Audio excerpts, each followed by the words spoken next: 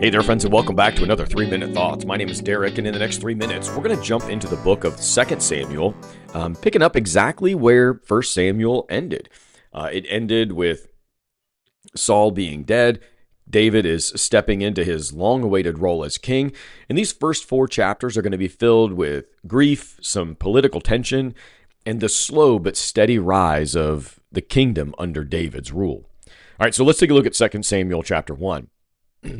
David hears about Saul and Jonathan's deaths from an Amalekite who claims to have killed Saul, though his story contradicts 1 Samuel 31. David doesn't rejoice, he mourns. Even though Saul had been hunting him, he still mourns his death. He has this Amalekite executed for laying a hand on God's anointed, and then he composes a heartfelt lament. The song grieves the fall of Saul and celebrates Jonathan's deep friendship. The phrase, "how the mighty have fallen," echoes a few times throughout here.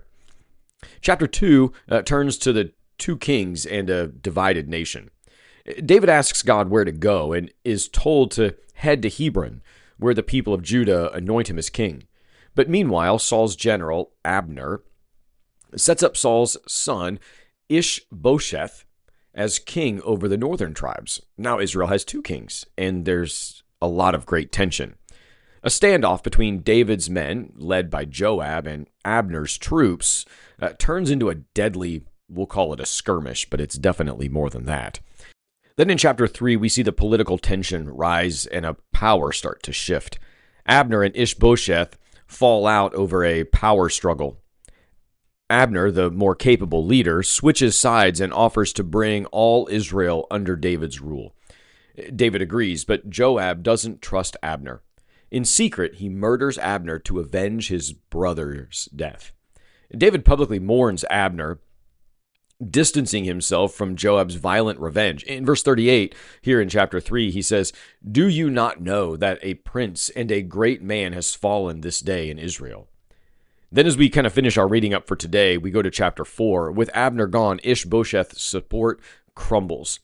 2 of his commanders betray him and murder him in his sleep, bringing his head to David as if expecting a reward.